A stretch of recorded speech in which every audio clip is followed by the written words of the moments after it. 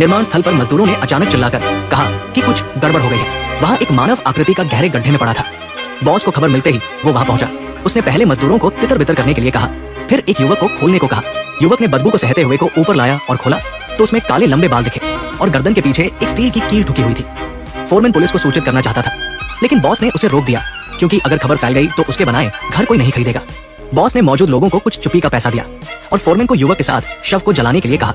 दोनों एक सुनसान जगह पर गए, जहाँ ईमानदार युवक ने अकेले गड्ढा खोदा। उसने खोला तो पाया कि वो एक युवा लड़की थी। युवक ने सोचा कि इतनी कम उम्र में उसकी असामयिक मृत्यु हुई, इसलिए उसने उसे दफनाने का फैसला किया। उसने लड़की की गर्दन से कील निकाल दी। फिर उसने 2 गड्ढे खोदे, एक में कुछ राल डालकर आग जलाई ताकि शव जलाने का दिखावा हो, और लड़की को दूसरे गड्ढे में दफना दिया। इसके बाद दोनों गाड़ी से चले गए। रात को अजीब घटना हुई।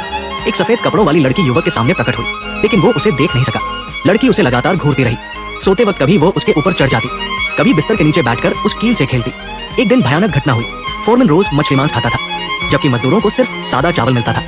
एक काले मजदूर ने उससे बहस की तो फोरमैन ने उसे अपमानित किया। युवक ने बीच बचाव किया, लेकिन फोरमैन ने उसे भी डांट दिया। जैसे ही फोरमैन खाना खाने बैठा, उसे जोर से खांसी हुई और उसके मुंह से वही स्टील की कील निकल आई। सिक्योरिटी गार्ड ने ये देखा तो घबरा गया। वो स्थानीय था और एक डरावनी किंवदंती से वाकिफ था। टेबल पर पड़ी कील अचानक हिलने लगी, जिससे वो डर के मारे खड़ा हो गया। उसने युवक को जगाकर पूछा कि क्या उसने उस लड़की के शव को जलाया था और क्या उसकी गर्दन से कील निकाली थी। युवक ने दबाव में सच कबूल कर लिया। सिक्योरिटी गार्ड का चेहरा पीला पड़ गया और उसने कहा कि अगले दिन शव को ढूंढकर जलाना होगा, वरना सब मर जाएंगे।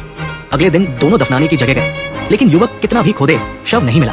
सिक्योरिटी गार्ड को लगा कि युवक झूठ बोल रहा है और उसने फोरमैन को बताने का फैसला किया। जब वो निर्माण स्थल पर लौटा तो उसे पीछे से एक गीत की आवाज सुनाई दी, लेकिन पीछे मुड़ने पर कोई नहीं था। लड़की उसके सामने थी पर दिखाई नहीं दे रही थी। अगले दिन बॉस निर्माण स्थल पर आया, क्योंकि काम की गति बहुत धीमी थी। उसने मजदूरों से ओवरटाइम करने को कहा। फोरमैन ने यह घोषणा की तो काले मजदूर ने विरोध किया, लेकिन बॉस ने उसे नौकरी से निकाल दिया। युवक ने उसका पक्ष लिया तो बॉस ने उसे भी निकाल दिया, ये नहीं जानते हुए कि उसने युवक की रक्षा करने वाली लड़की को नाराज कर दिया।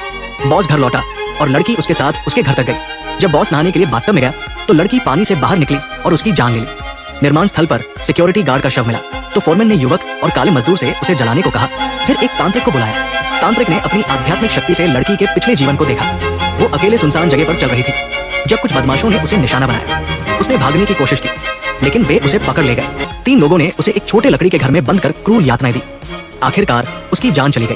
उन्हें पता चला कि वो गर्भवती थी, इसलिए उसे भूत बनने से रोकने के लिए उसकी गर्दन में कील ठोक दी ताकि उसकी आत्मा शरीर में कैद रहे। चूंकि युवक ने कील निकाल दी थी, इसलिए उसकी आत्मा आजाद हो गई। तांत्रिक ने फोरमैन को बताया कि लड़की की आत्मा को जल्द से जल्द हटाना होगा, वरना सभी खतरे में पड़ जाएंगे। फोरमैन ने तांत्रिक को और पैसे देकर मदद मांगी। रात को तांत्रिक ने पूजा शुरू की, लेकिन लड़की का गुस्सा इतना ज्यादा था कि कुछ असर नहीं हुआ।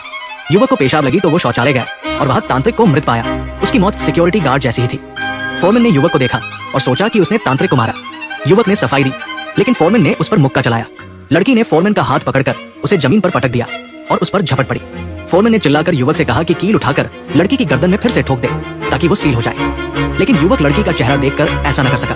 फोरमैन ने उसे लात मारी, जिससे वो बेहोश हो गया। काले मजदूर ने उसे अस्पताल पहुंचाया, जहां डॉक्टर ने बताया कि उसे हल्का दिमागी झटका लगा है। युवक जल्दी ठीक हो गया, लेकिन लड़की उसके पास से नहीं गई। वो उसकी रक्षा के लिए उसके साथ रही।